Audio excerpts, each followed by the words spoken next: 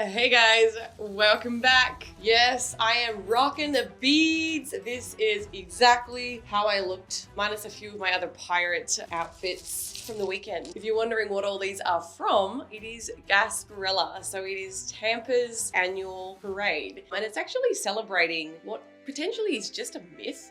Of a pirate who kind of found his way into the Tampa Bay area, tortured all the locals. So a really fun, pleasant story. And apparently when I say we, the people of Tampa like to celebrate it. But to me, it kind of just sounds like something fairly historic, kind of like Australia Day, where we just have an excuse to get together as a community and do some dancing, have fun, and it's really just about the beads. And man, did I see some fights go down for these beads. So we went on a party bus from our house with a couple of friends to the actual parade, which is the first time I've intentionally gone to this event. Last year, I just found myself part of the event because I went from a normal morning walk. I was like, why is everybody dressed as a pirate?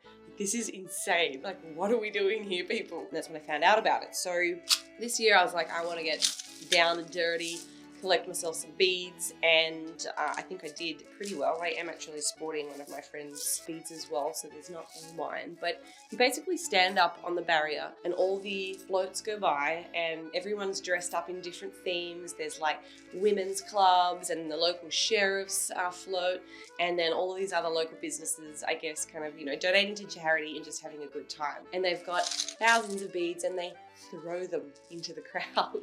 So we're just there like, yeah, just trying to grab beads. I'm like, really? I could just go on Amazon and probably buy these for like $5.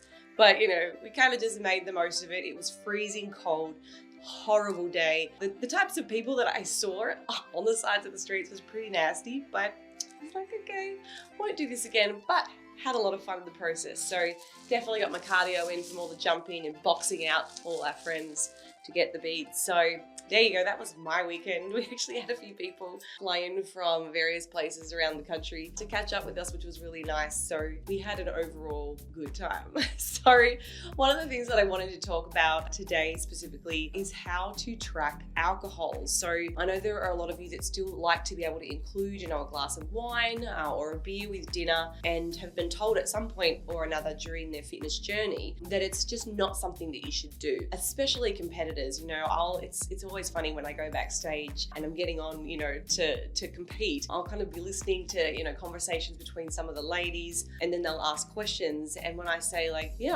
I've pretty much enjoyed myself for the most part, it gets a little bit grueling towards the end and you don't have that much flexibility because your calories are lower. But, one drink, if you wanted to remain, social and whatever else, it's not the end of the world, and it's certainly not detrimental to your overall performance. So I want to go into Carbon Diet Coach today and actually have a little bit of a look at how you can go about tracking alcohol, and also the differences between some of our different settings, because Carbon has a special feature called macro calories that helps to correctly calculate the calories from food labels. So typically a food label will subtract the calories from the dietary fiber, and it will also subtract the calories from any of the sugar alcohols. So here in America, at least, that's how the calories are displayed. Now, I know in Australia, they've actually made some more forward progressions and are now starting to include those calorie values on the label. But for the most part here, and for where I know most of my audience are coming from,